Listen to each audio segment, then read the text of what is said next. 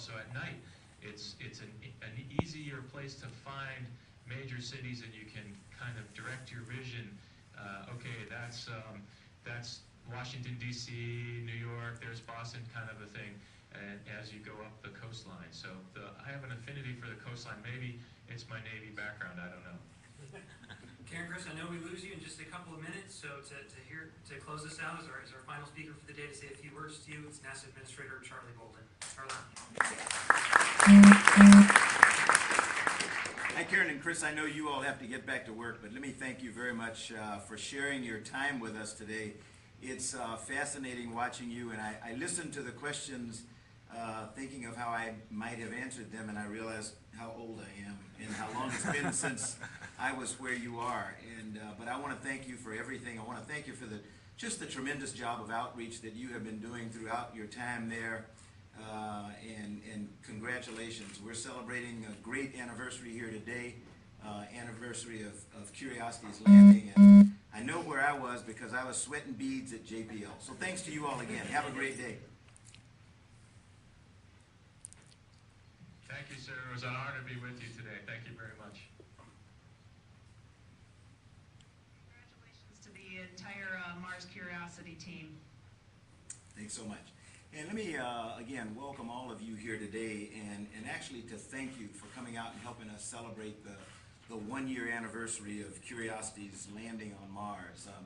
As I just mentioned to Chris and Karen, I was privileged to be in the control center at JPL, and we were literally sweating beads and biting our fingernails, as some of you may remember from wherever you look. I think it's incredibly fitting that we ended today's formal presentations with a conversation with our astronauts on board the International Space Station, because station is our toehold on the universe. It is, in fact, our waypoint to Mars, and it is, in fact, probably the last outpost of humanity before we find ourselves permanently on Mars one of these days. You've heard a lot about the amazing launch, the 7 minutes of terror, the entry and landing on Mars, and almost daily breakthrough discoveries that Curiosity continues to make over these past 12 months. We've talked about other robotic missions to the Red Planet that NASA's now planning, and I just want to spend a few moments talking about why Mars is the linchpin of NASA's planetary exploration strategy, and how Curiosity and other robotic missions are setting the stage for the main event, a human mission to Mars in the 2030s. First of all, why Mars? Hopefully everybody in this room has an answer to that. Or some of you may be sitting here and you came out because you don't know, and you're skeptical, and you say, I think it's stupid. Why do we want to do that? It costs much, it's dangerous, it takes a lot of time, so why Mars? First, let me say that Mars is the most Earth-like of any of the planets in our solar system, and so it's why we choose to explore it. If life exists beyond Earth, and I am one who believes that it may, very well, Mars for me is the most likely place that life will be found. What we can learn from Mars about our own Earth, and what we can learn about Mars from further studies, will improve our understanding of planetary and biological processes that affect the Earth and our life here, from the core of our Earth to the top of our atmosphere. Our conversation with astronauts today reminds us that ISS is our springboard to NASA's next big leap in exploration.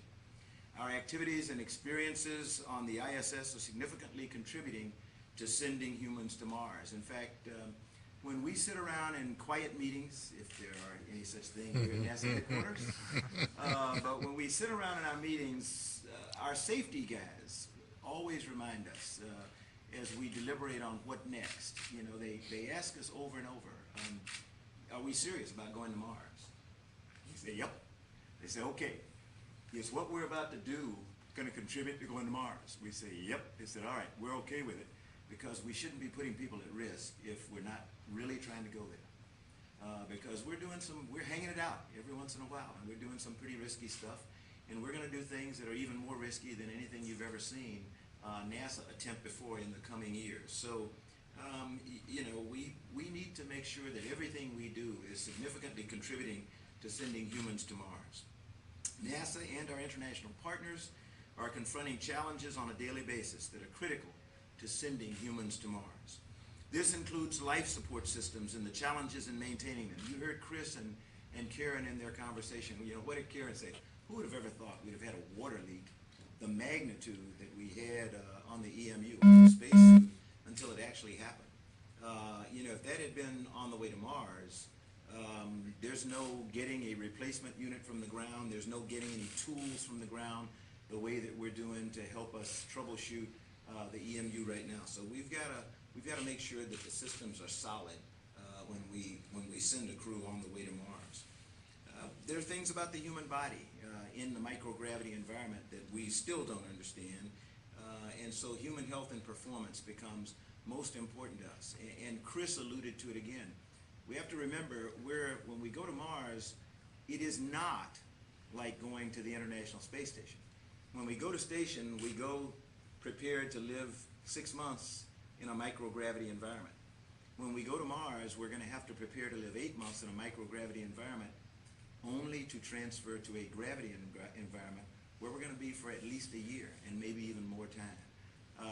The body has not done that before, where it goes microgravity to a gravity environment for a temporary stay, back into microgravity, and then back to Earth. So challenges abound. We're using ISS as a test bed for technologies and systems, and you heard some of the presenters this morning talk about those technologies and systems that are under development for Mars exploration with humans.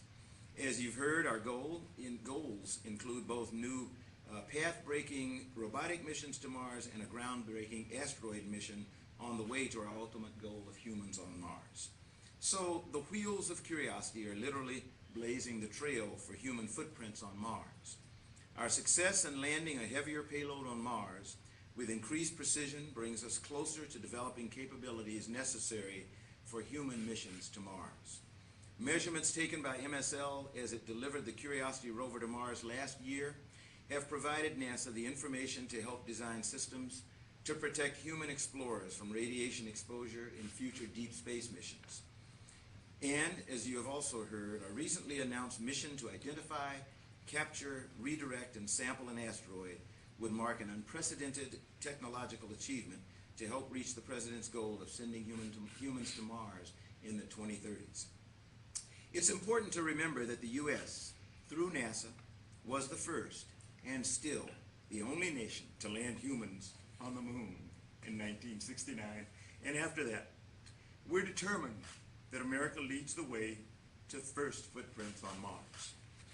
We know we could not do the amazing things we do without the support of the President, the Congress, and most importantly, you, the American people. So, as we wish Curiosity a happy first birthday, we offer you our thanks. With your continued interest and support, I have no doubt that America will remain the world's leading spacefaring nation as we move towards sending humans farther into space than we've ever gone before, including an asteroid in Mars. Once only dreams, these goals are now within our grasp, and we hope you're as excited as we are about accepting this challenge.